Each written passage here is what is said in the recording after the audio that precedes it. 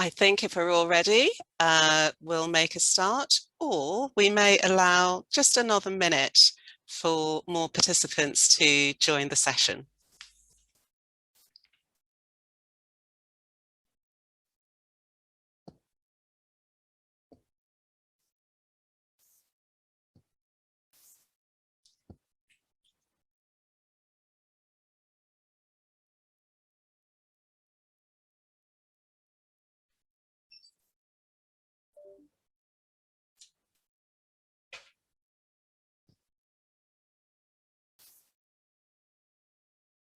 Okay, I think we will begin.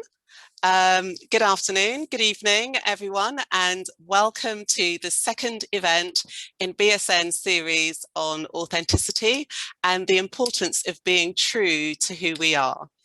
Our first event on authenticity was held in April of this year and covered imposter syndrome, finding your power with Caroline Flanagan.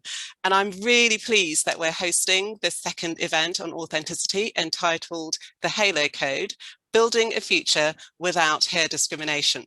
So I'm Paulette Mastin, I'm chair of the Black Solicitors Network and counsel here at Linklaters. So firstly, thank you to Linklaters for collaborating with BSN to bring this informative seminar to you this afternoon.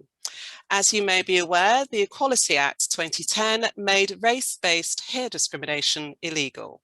However, hair discrimination still happens both overtly and covertly in schools and workplaces, and this creates undue pressures for Black individuals and, of course, anxiety around our hair and the potential consequences of wearing natural, cultural, and protective hairstyles.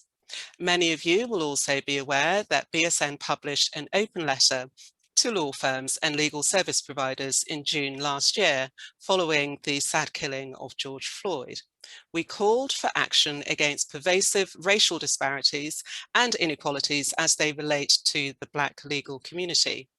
Our open letter set out 5 action points for meaningful change, one of which was around organisational culture and inclusive leadership, where we urged leaders to call out bias and microaggressions when they arise, and to uphold a zero tolerance policy for discriminatory behaviour. And that, of course, includes microaggressions and stereotyping based on the hairstyles of Black people. So whilst hair discrimination in the workplace is illegal, as I've mentioned before, it still happens, and it impacts the perception, the treatment, and the lived experiences of Black people in the workplace and beyond. We commend firms like Linklaters who have adopted the Halo Code, and one of the first to do so as part of a campaign that was launched by the Black Solicitors Network around the Halo Code. And in so doing, they're taking a stand to ensure that no member of staff faces barriers or judgments in the workplace because of their Afro-textured hair. BSN is also working with other firms, in particular our corporate members, to encourage the adoption of the Halo Code, and we're seeing quite a positive take-up of that. So, of course, this evening, we're delighted to have the authors and creators of the Halo Code, the Halo Collective, represented by Thalia, Jane and Mary. Welcome. They will shortly provide a presentation on the history of hair discrimination, how it manifests in our academic and corporate environments, and how best to tackle these issues from an organisational perspective. Before handing over, though, I should mention that their presentation will be followed by Louisa Owolaja, who is the Race Strategy Implementation Manager here at Linklaters, and she will cover the employer perspective and why Linklaters has adopted the Halo Code. So without further ado, over to the Halo Collective for their presentation, starting with Thalia. Thank you, Paula. So I'm just going to share my screen now. Always takes, oh, sorry, Eva, I need the permission.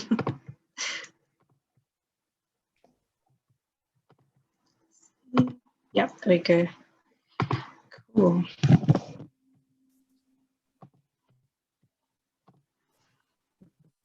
Okay, well, I wanted to start out by thanking you all for coming and listening to us. We appreciate it so much. yeah, we wouldn't be able to do any of this work if people like you didn't come and listen to us.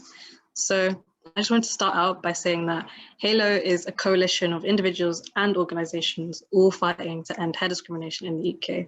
We launched in December 2020, and yeah, we've just been doing our work up till now, trying to get workplaces and schools to take up the code. So I'll do a round of introductions first. So I'll start by saying I'm Thalia. I'm one of the co-organizers of the research team in HALO, and that's involved us trying to do our own research on the impacts of hair discrimination in the UK. And yeah, just being responsible for that. I'm going to pass to Jane and ask her to introduce herself quickly. Hi everyone, thank you so much for coming to this talk. And as Talia said, my name is Jane, and I work in the education sector of the HALO Collective. So we focus on stopping hair discrimination in schools and focusing on more of the student aspect of hair discrimination. So now I'm going to pass on to Mary.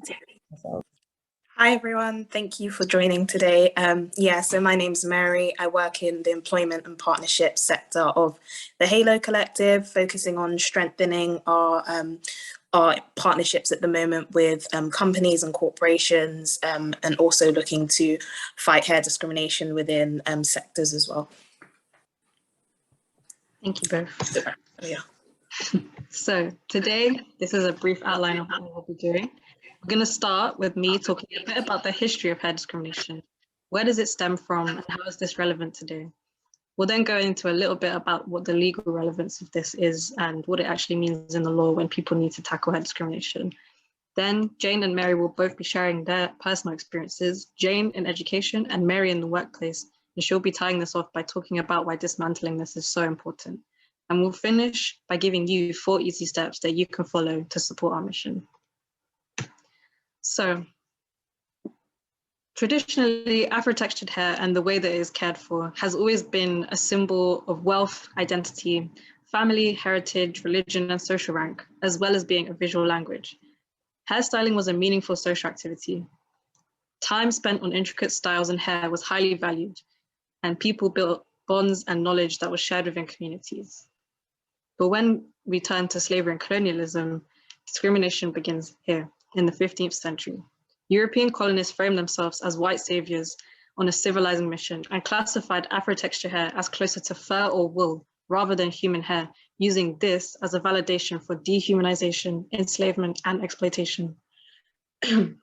Slave traders regularly shaved the heads of captives, and the term dreadlock actually originates from slave traders' descriptions of Afro-textured hair as dreadful after it had naturally formed into locks during the Middle Passage. The enslavement of African people underpinned the Industrial Revolution and the development of the British economy.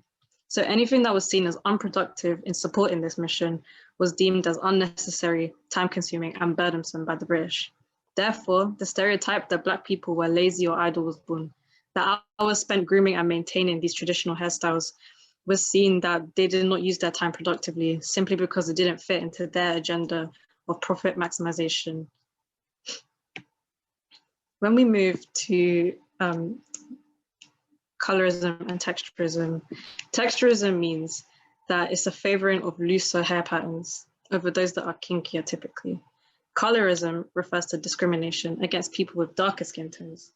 During slavery, there was a strict caste system that separated Black slaves by their skin tone and hair texture.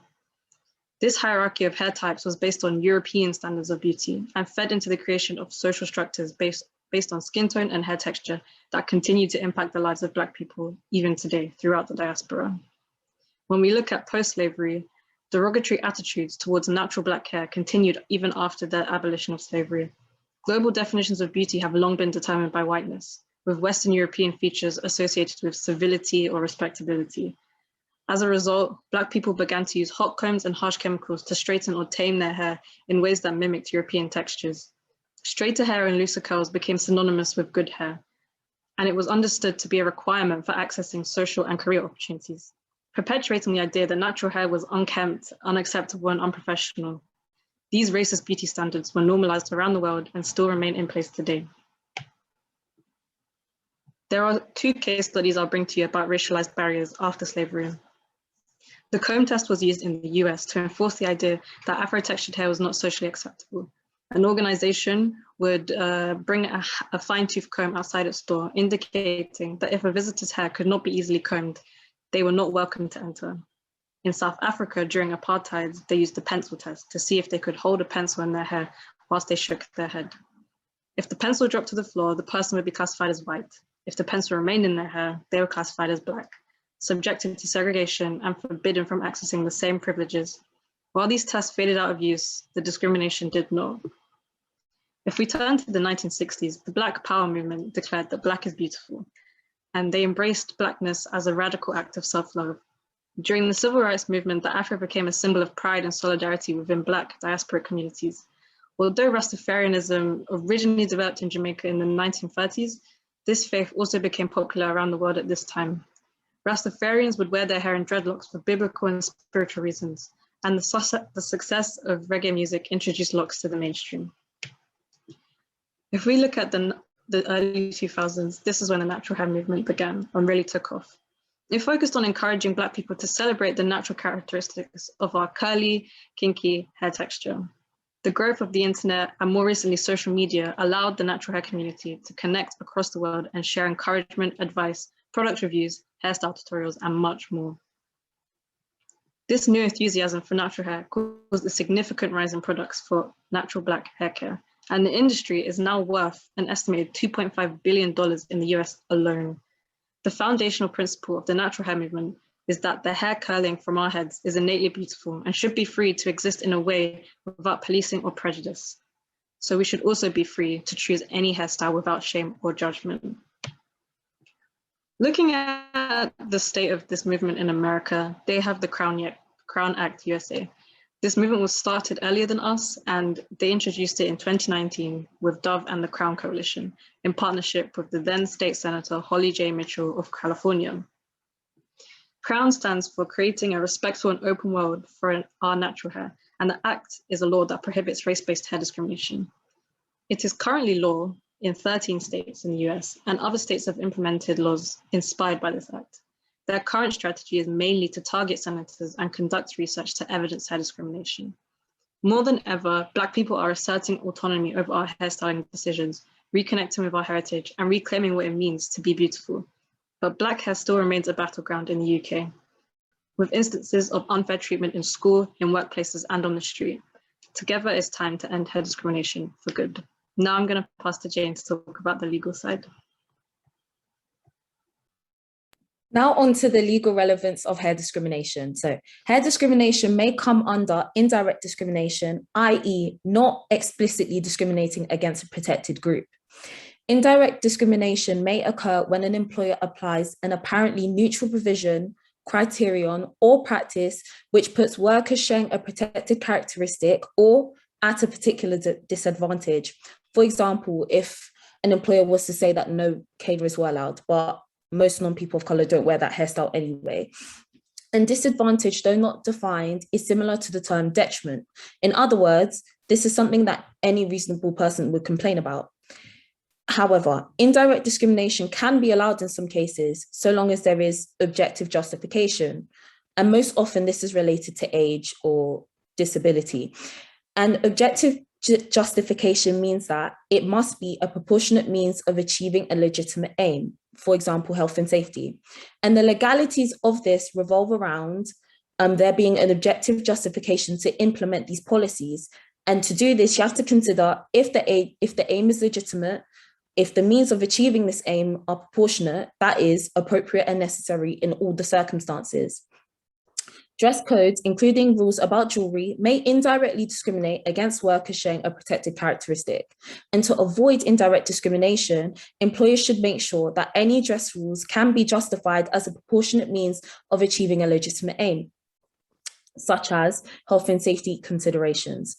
However, dress codes may be considered discriminatory if there is a different standard of dress for men and women, or people of color or non-people of color, or if the standard is actually the same, but it's more strictly applied to one group of people. Now onto my story, hair discrimination in schools, Jane's story. Now, I grew up as a young woman of colour in South London. And because of that, I've witnessed numerous cases of hair discrimination within the school environment. However, for me personally, I actually never experienced hair discrimination until I got to year 9, when my form tutor, who is a white woman, bearing in mind, sent me to the head of year's office for having an extreme hairstyle. The extreme hairstyle in question was cane raise, a traditional style of braids in which hair is braided very close to the scalp. And you can see that in the bottom right corner. But you may be wondering, how does my experience relate to hair discrimination in the workplace? Well, across times, schools enforce Eurocentric standards of professionalism onto students, and these views trickle into adult life and the dress codes in the workplace, which continues hair discrimination. And because of this is why I'm so proud to be part of the Halo Collective, because it's so important that I get to do my part, because I don't want to experience hair discrimination anymore, and I don't want anyone else to experience it either, because it's not very nice. The whole experience brought about feelings of shame and embarrassment, because even at that age, I couldn't understand what was so inappropriate about my hairstyle. I felt like the hairstyle didn't distract me from my studies or inhibit my learning ability in school, so I didn't really get why I couldn't have it. And it was at that age, 13, 14, I really started to understand the harsh treatment of students of colour in a system that only promotes Eurocentric standards of professionalism. And I wanted it to stop, as I said before. So, yeah.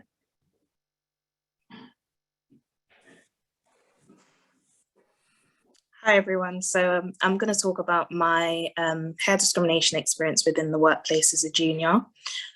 So I've been blessed with the opportunity to intern and work in the banking sector, as well as many other sectors and many other professions throughout my university experience. And sometimes it's posed itself to be a challenge to be authentically myself. I think as a Black junior coming into the corporate world on internships and work experience, you often have to think about what your white colleagues may not have to consider. I started my natural hair journey 3 years ago when I transitioned from chemically straight hair to an afro. And doing this during a time where I was working in the city posed itself with a lot of questions. You know, some days I would come in with protective styles such as wigs, and other days with braids, and when I was fully transitioned with my afro. During these time periods, you often notice things that may not be overtly said, but I believe with some of my internship experience due to my hair, it did exclude me from certain things, as I may have not been perceived as looking professional. The reason as to why I can kind of draw this conclusion was due to conversations had, and sometimes how people would put emphasis prior to, for example, client meetings the next day. You know, make sure you're dressed smartly, and people would often look at my hair because I would always dress smartly and professionally in a professional environment. And I think after that particular experience, it changed the way I conducted myself further in terms of my hair appearance. And as a junior, that can really knock your confidence.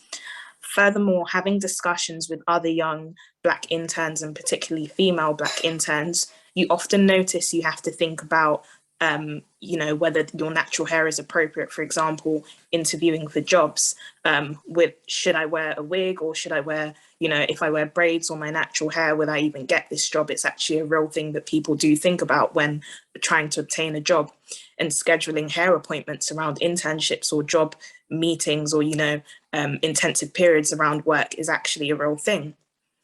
Also on this journey, speaking to more senior Black professionals who have given honest comments. For example, they're more comfortable wearing their natural hair as they progress higher up within the ranks. It's like how some people would say that they're more comfortable to do, you know, certain things at jobs as they progress further within their roles. And essentially, you know, Black professionals have assimilated that to hair. And our hair is a part of our appearance, something we shouldn't be forced to essentially change. I had to dispel myths that natural hair is not professional, because it is, and it can be styled professionally. Furthermore, you don't need to accommodate others for the way you do your hair, which is what I saw myself doing earlier on in the workplace to not draw attention to myself. And this is something that I had to unlearn, and sharing experiences such as what we're doing today is also something that can be helpful. So why is it important, you know, for us to speak on such experiences? I think something that I was born with as a young Black female, I don't ever want another young Black female to feel how I felt in the workplace, especially coming in as a junior. And I think we have an obligation, you know, as employees of a company and also employers themselves, to essentially safeguard all employees of all races and ensure that no one goes through this similar experience. Why I'm passionate about it is because it gets people talking about conversations about hair that simply sometimes people are genuinely not educated enough. That might be a reason as to why some people have joined today, which is absolutely fine. And it gets people talking about conversations that sometimes we might not be comfortable to have, but they're needed. We need to be more open about this certain topic. And I think it's important because it makes people aware of struggles we face within the Black community related to our job roles. And it also allows us to be considerate and know how to help and tackle it, especially within the industry. Bringing your full self to work, which companies often say within, you know, job interviews and what they advertise, we need to ensure it applies to hair. Allowing people to actually bring their full selves to work also has many benefits. You know, people are able to be themselves and work to the best of their ability and contribute more positively in the workplace. And sharing stories, as I said, also helps others know that they're not alone in this experience.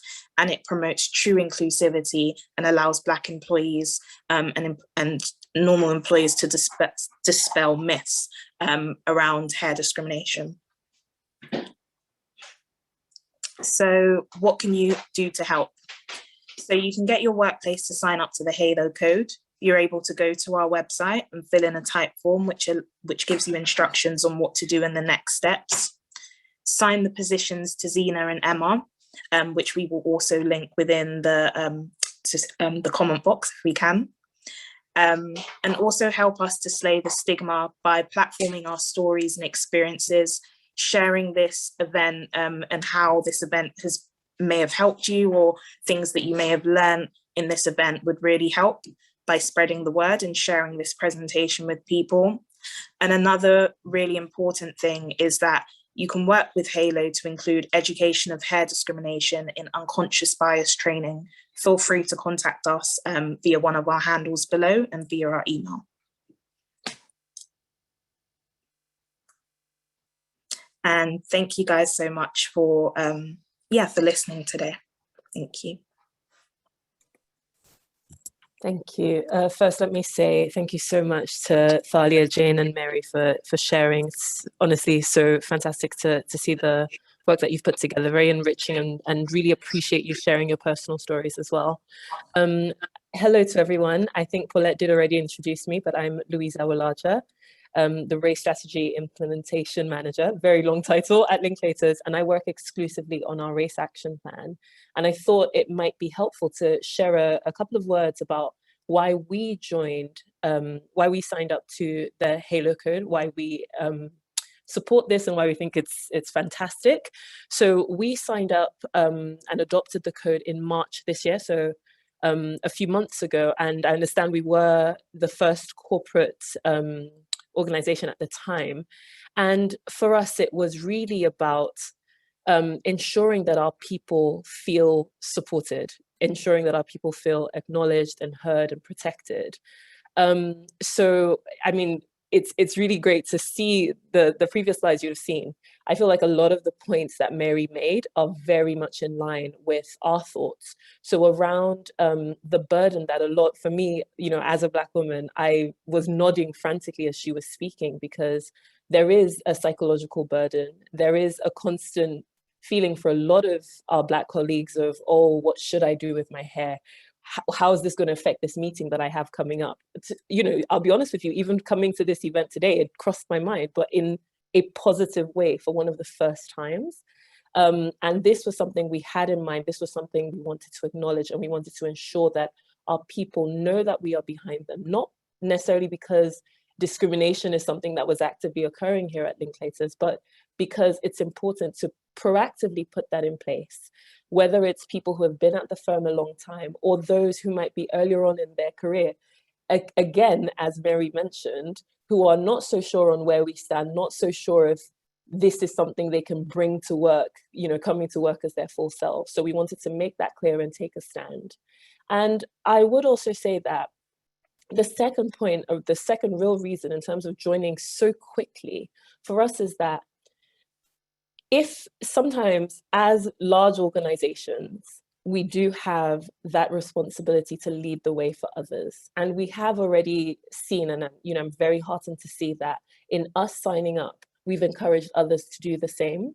And I think that is part of our corporate responsibility, our corporate social responsibility, to do that and to be a leader in that way for others, encouraging others to do it. I will say it was very straightforward. So I would encourage you in your organizations, if you're not signed up, please do get in touch with them. It is fantastic, it's straightforward. And I think it really sends the right message that this is an important topic for all of us. And to make sure that our Black colleagues and other colleagues of different backgrounds know that this is something that's supported, know that they can bring their full selves to work, and they can it lightens that emotional and psychological burden that I mentioned earlier. And that is more or less all from me. Thank you all for listening. I will hand over to Paulette now to take a couple of questions. Take myself off mute. Thank you very much, Louisa, for that perspective.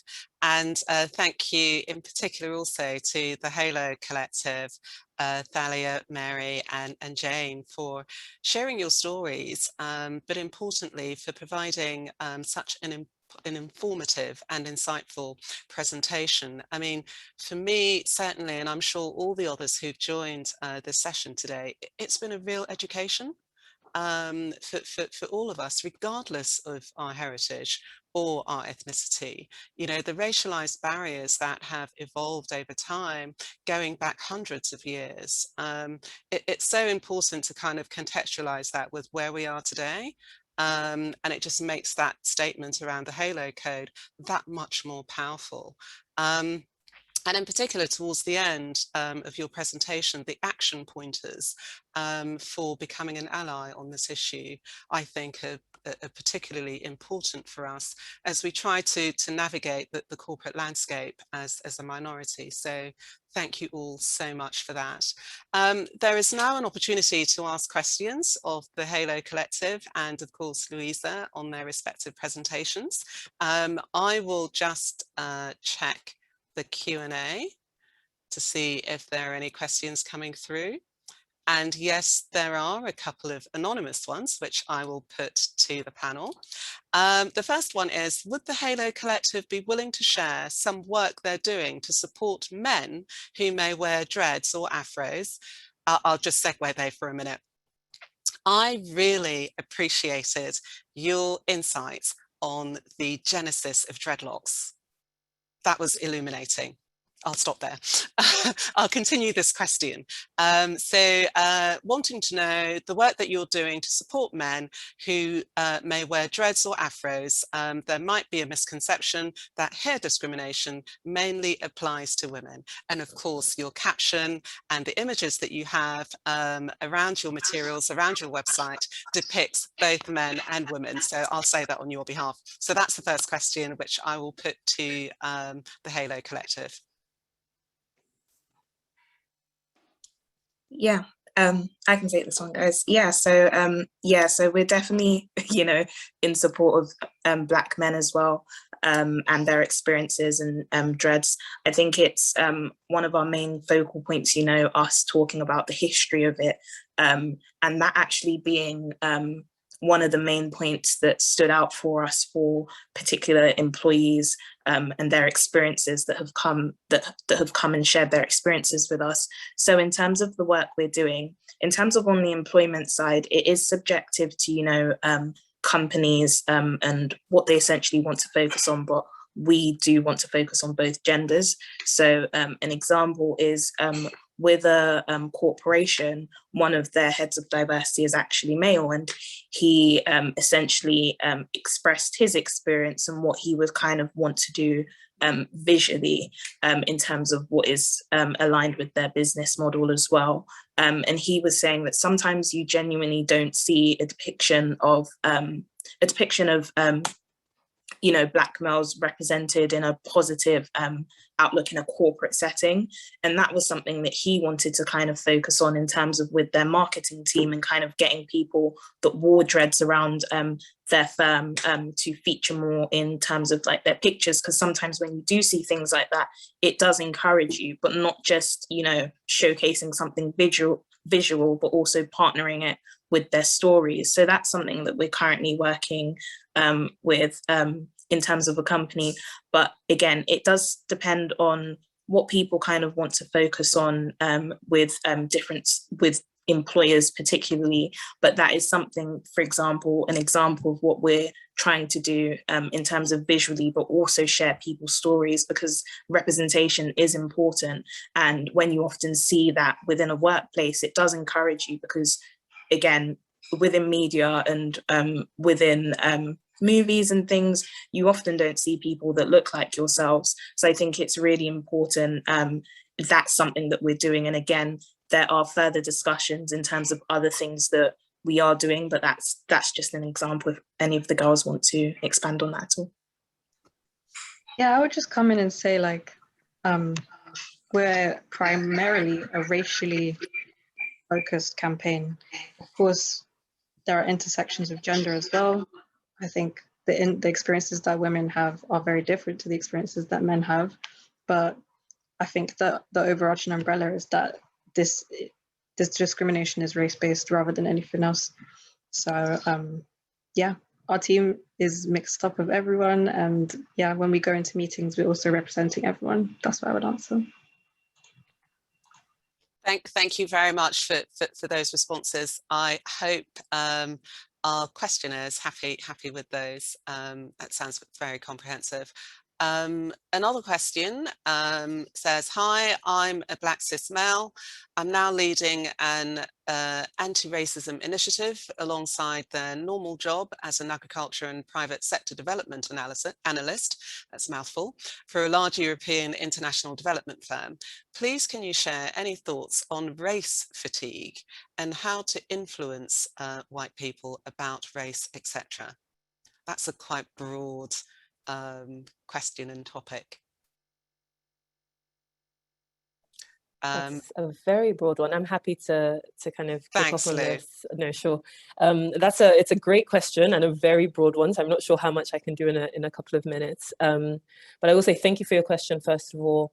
I think especially when it comes to the race fatigue side of things, we definitely have all been there. We definitely felt the effects, particularly last summer and in the following weeks, months, to be honest, year, because it's not something that just goes away.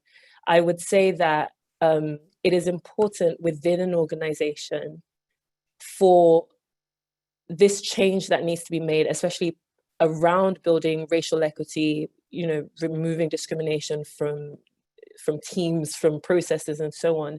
It's important that that work does not lie with the people who are in said underrepresented group. It is work for all of us. I think that is something we're moving towards, not just seeing this work, whether it's people in a specific D&I role or people who are D&I champions, or D&I being diversity and inclusion, or for people in the minority group, whatever that is. It is work for all of us and it should be mainstream.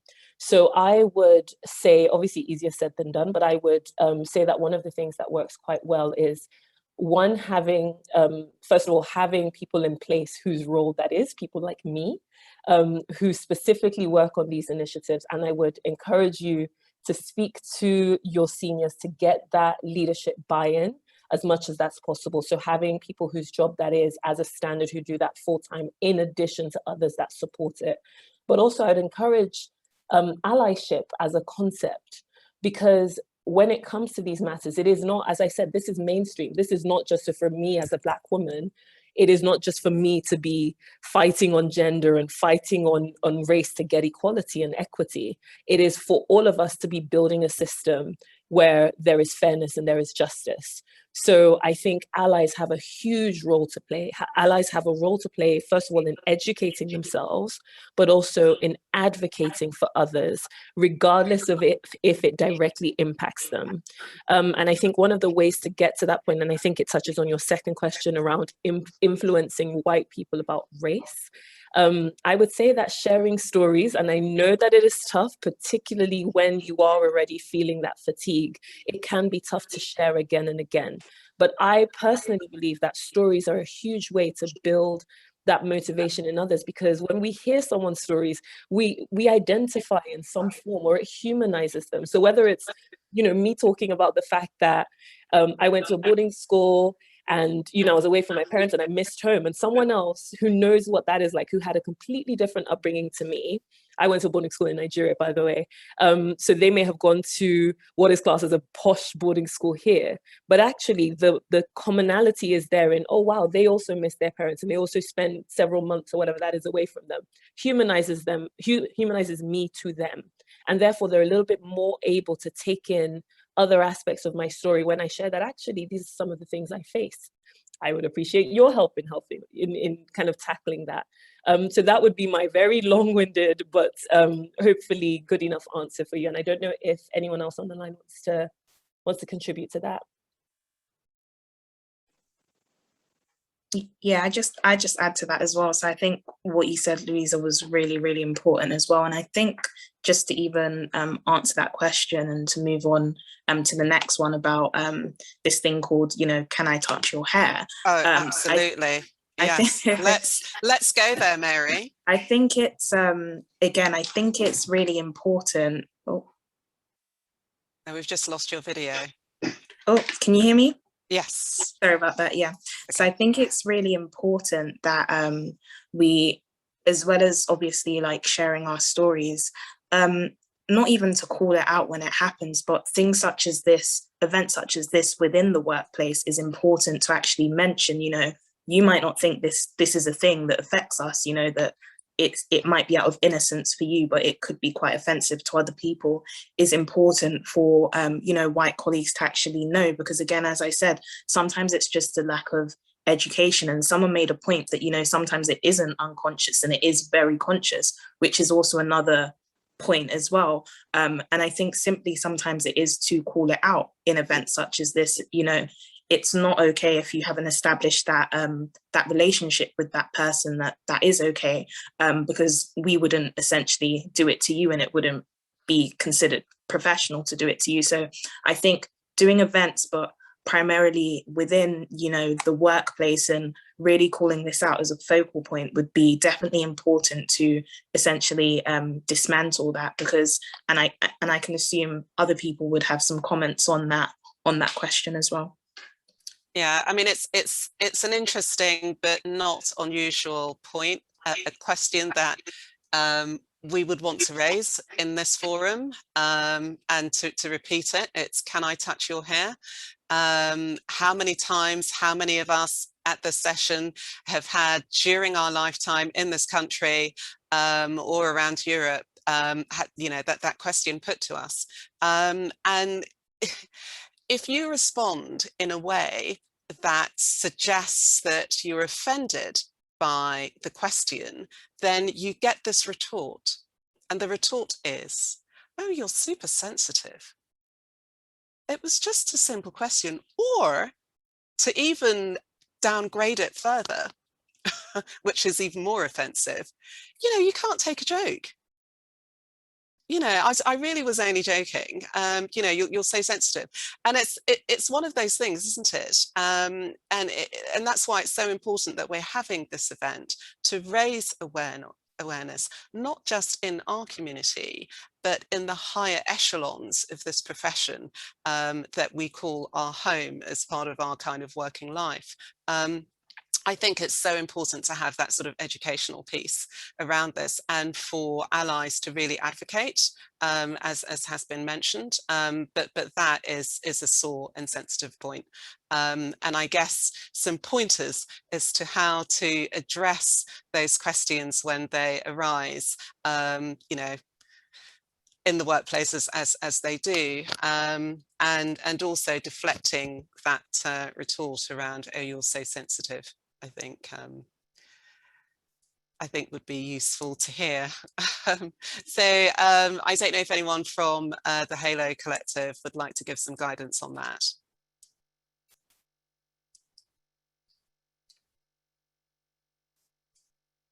How best to respond to the, oh, you're super sensitive, or it was just a joke? I can take this one. Just say that it's not a joke. I'm not sensitive. I'm allowed to feel a type of way if you've asked me an inappropriate question. I don't think anyone should feel scared to tell someone that you're upset or you're offended. I don't think it's a negative thing. I think telling someone that you're upset will stop them from doing it to someone else. I think you're allowed to have feelings. You're allowed to tell people how you feel, and you're allowed to admit when you're upset. And I think that's perfectly valid. It's a valid feeling, and you're allowed to feel that way, and you're allowed to express that feeling too. I love the calmness and the honesty about it. And the way that you've responded, or your suggested response, diffuses that situation. It makes it personal. And not that I could feel like the other person, but I would certainly feel as though, you know, I really do need to temper my my actions, and I would want to apologize on the back of that. So thank you very much for that insight, Jane. More questions coming through, and one or two of which may have been answered, but the next one is, how should junior lawyers, professionals discuss here with more senior white, predominantly male colleagues without fulfilling stereotypes that we're aggressive or angry? I think we've covered that specifically in relation to, can I touch your hair? Broaching the subject, however, is where you're kind of on the front foot, as it were. You're raising it because you've perhaps changed your hairstyle. And you know, you want to establish what the boundaries are, presumably. I suppose that's a slightly trickier one. Heading off comments before they arise. Well, actually, this is my crown and glory, and I feel elevated walking around the office and the workplace with my crown and glory in its natural state. So, you know, I would, I suppose, challenge anyone to sort of challenge that, or raise a question, or raise an issue, and then you deal with it in the way that perhaps you've suggested, Jane. But also importantly, around the allies piece and around organisations signing up to Halo, it's ensuring that they raise awareness within their organisations around what's acceptable, around the fact that there is there is legislative mandating around the way in which you behave in the office in relation to people who have their hairstyles in a sort of Afrocentric way. So I think it really is that the education piece, informing, ensuring that members of staff are aware that there is discriminatory behaviour involved when you broach the topic around someone's hair, particularly when they are of African heritage. I don't know if anyone wanted to add anything to that before we move on to the next question.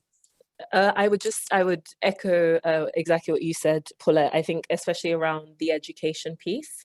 And I appreciate, you know, it's exactly as the question that was just answered. It can be very uncomfortable, particularly if you feel like someone has actively done so, either something outright discriminatory or just, you know, inappropriate. And I would say that it can be tough, and especially in a junior position.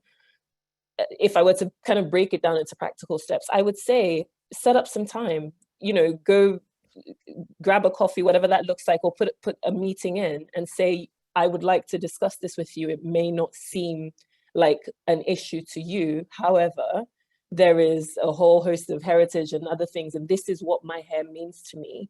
And therefore it makes me, or I therefore feel, or the implication when you say X, Y, Z, or when you try to touch my hair without my consent, you know, your actions, this is the impact of your actions on me.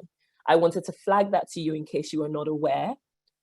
Let me know if, you know, how we can take this forward. And I think the conversation, it might seem like an awkward one, but it can be a productive one, because the truth is, even though it's not good enough, the truth is a lot of people still are unaware and would, they would say it's curiosity or whatever else, which is, not quite good enough. But sometimes, especially when essentially you feel like your job is not at stake, but there's an implication on the next steps, I think you can try and approach it from that perspective, and oftentimes just sharing that perspective can help things.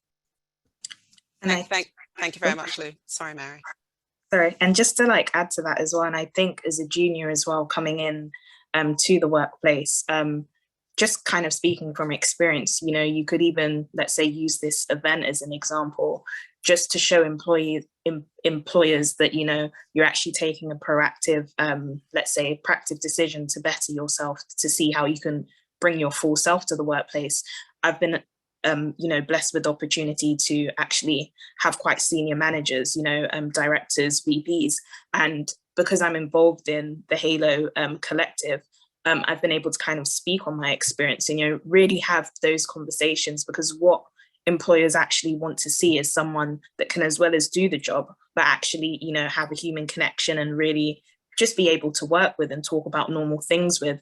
And it is something to talk about. You could say you attended this event and it was something that really highlighted to you that, you might have not been your full self at work, and it's something that you really, really want to push forth and make sure that you're committing to, because essentially that helps you produce better content of work. It's a point that you could essentially use. So I know it's easier said than done, but definitely don't be scared to, talk with colleagues to see the best way to approach, a manager or a senior person to talk about it, because it isn't easy. And, we can give advice in terms of how to do it, but it's always best to assess the position that you're in, but also try to be confident. I think sometimes as Black individuals, we try to shy away from being confident because of the narrative that, me being affirmative in what I believe, it's me maybe coming across as aggressive, and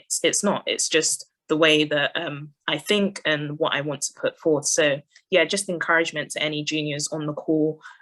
Try not to be afraid and really just go out there and have those conversations if it's something that is bothering you.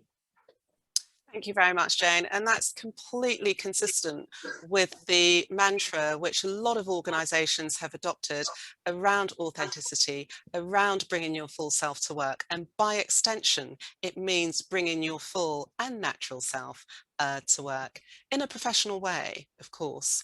And so if they embrace that, then you should feel fully confident to have those conversations. So thank you very much. A connected question, and I'm just going to read it, and I may just move on if we've actually already answered it. It said, should the burden or imperative be changed or shouldered by Black employees or corporations and law firms? In my opinion, I think we've already talked this through, but organisations do have a large role to play, but also as individuals, we have a role to play as well.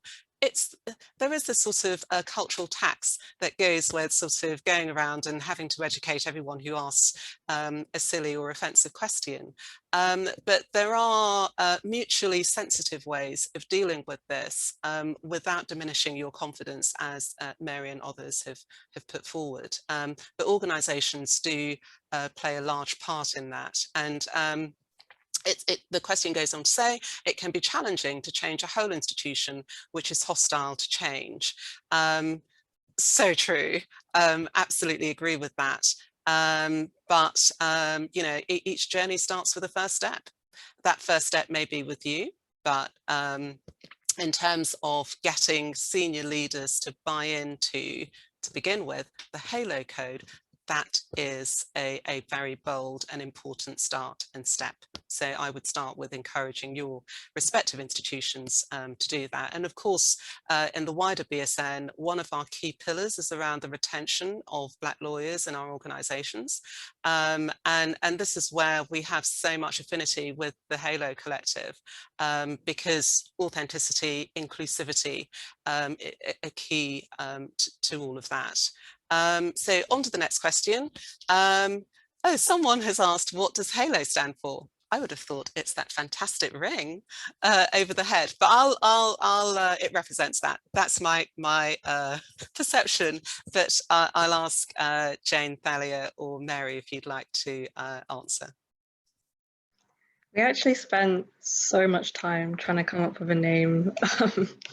I remember like manically being on a call, just going through any kind of association.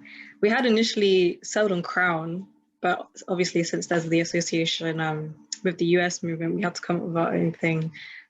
So yeah, Halo in terms of it being like, I don't know, I think a lot of people have very spiritual connections to their hair as well, and seeing it as like a part of them. And a lot of people see it as like connected to their relationship with religion too. So yeah, we just kind of drew everything together. It was quite funny when you Google it and just like the video game comes up, but yeah. I haven't tried that. Yeah, I mean, I think it's different now, but it was at the beginning. Yeah, I love the angelic connotations that come with it. So I think it's a great name. Another question.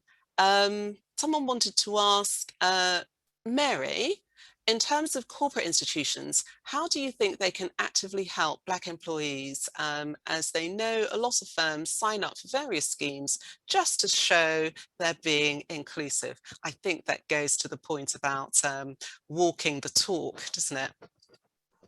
Yeah, definitely. Yes, I think that's even come up a lot, you know, within our journey is the HALO collective, people just signing up, but what is it after? So I think, again, definitely one of the examples I used was representation matters. So some people might go for a visual aspect and, you know, put in their marketing or what they put out there more representation of, you know, what the modern day employee looks like today, or whether that's with their natural hair out with dreads. I think that's really, really important because, again, the clientele that companies are serving is also changing. And I think it's important to also showcase that despite your race. And in terms of other tangible changes that they can do, I think with hair discrimination, it is assimilated to, you know, racial discrimination. And these are things that people are often, you know, might have been taught from young, and it is something that is embedded within their mindset. And for people to unlearn certain things, it is the hard conversations that needed to be had. So we have some companies wanting to do workshops, you know, with senior directors. And there was even something out in the news recently where with senior directors, their pay will actually be linked to, let's say, their diversity intake, which is really important, which is really interesting read. And I think when you relate it to hair discrimination, again, I think having events that, you know, you're explicitly talking about it, same way, you know, we'll have like a women's event and we'll talk about all the lovely things, you know, that senior leaders are doing. Sometimes people talk about their struggles. I think it's really important to showcase, you know, what struggles that we also face coming into the workplace, because creating tangible change, for example, if a senior Black professional talks on their experience and talks about, you know, what the company is doing to make people more comfortable, if a junior on an internship, you know, is hearing that, they'll, you know, see that workplace as an inclusive workplace and a workplace that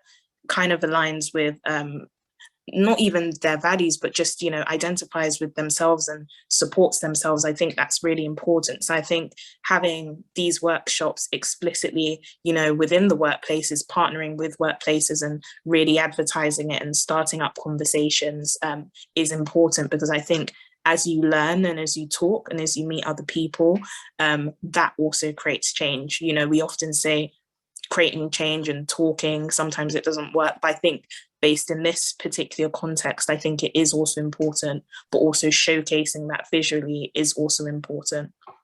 No, thank you. That's absolutely spot on. On to another question. I'm conscious that we have 5 minutes left, so I'm sorry to anyone whose question I haven't or won't be able to read out, but I'll do this one. It's from Anna. What advice would you give to a young Black girl trying to start out, especially in the legal world? I have locks. However, I feel as though at any interview I attend, all they see is my hair. And everything that got me there, qualifications and skills, dissolves. It's very disheartening, and I love my crown or halo. However, I've been considering cutting my hair just to fit with the agenda.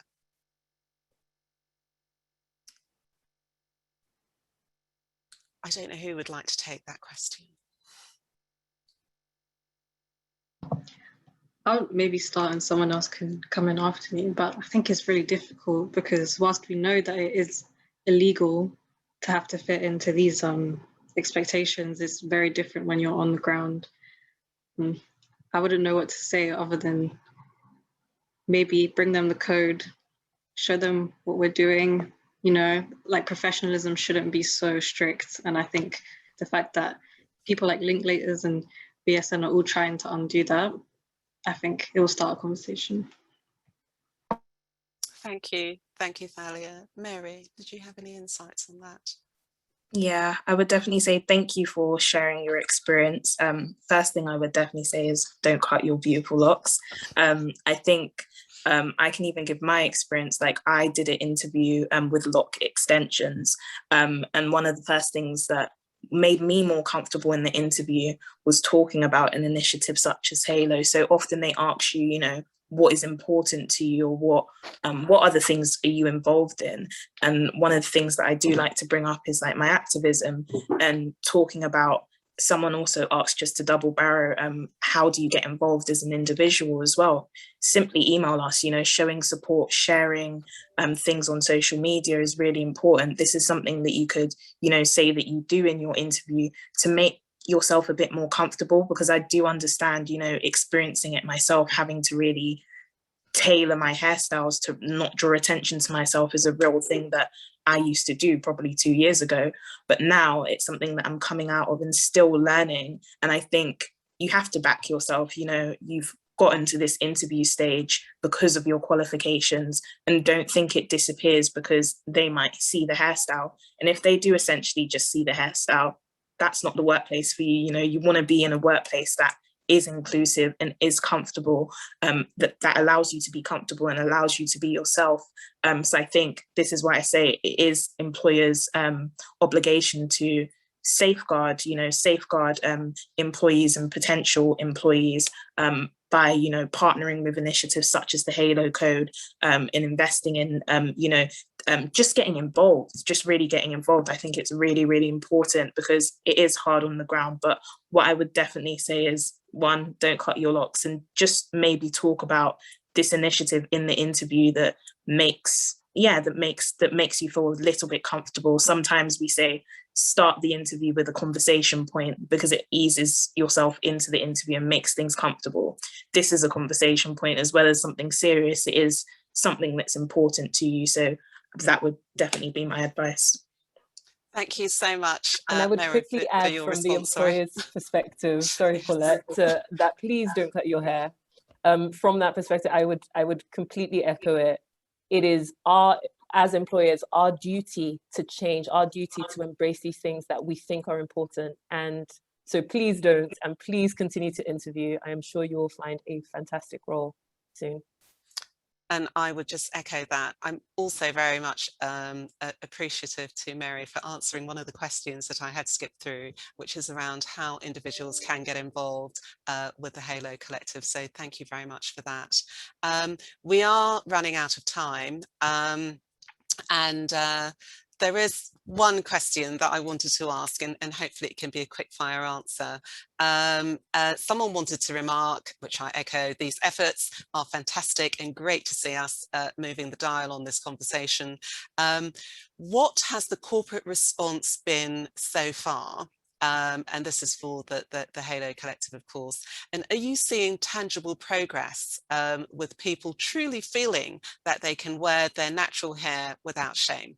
And I think that's actually a great question to end on. I would say, just from a research perspective, that seeing tangible progress is something that we really actively want to keep touching. I think once we reach a year of this project being open, that's when we'll start reaching out to people who've signed up in the workplace and saying, what do you think the effect has actually been?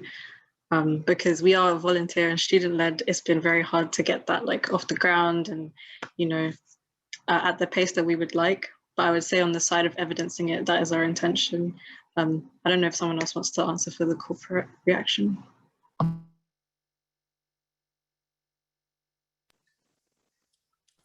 Yes, I would definitely say, I always say no change, like no small change is, well, something small isn't like, it does have a big impact, even if it's influencing one person. So I would definitely say amongst like even, we have like Black women in finance and talking to them, young Black women in finance and talking to them about their experiences, and, you know, people within young Black people in law, people that are a bit more comfortable. I think well, me personally, I've heard like really positive responses because I've been able to have realistic conversations with people, you know, regarding like wearing wigs for interviews and people saying, you know what, I think I'm actually just gonna keep my natural hair, like it's not something I need to schedule on. And having that, you know, little response on the ground, other than like a holistic view, is really, really important to us, because we can see that even if it's one person we're impacting,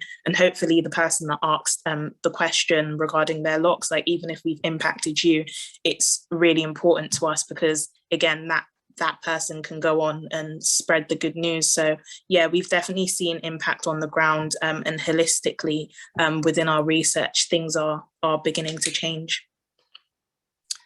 Well, thank you all so much. Unfortunately, we weren't able to get through all of the questions, but I hope that we managed to cover most of them.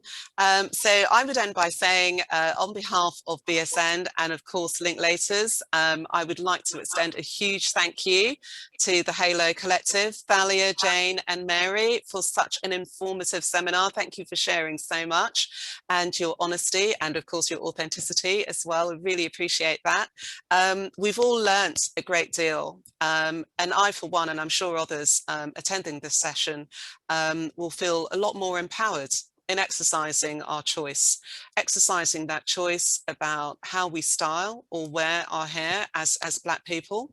I would also like to say thank you to Louisa for your insights on the role that employers and organisations can play in building a future without hair discrimination.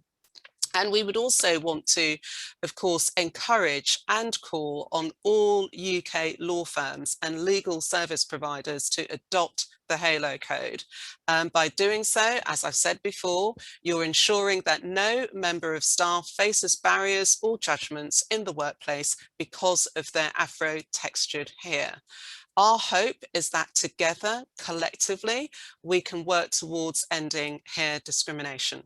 So I'd like to conclude by saying thank you all for attending this session.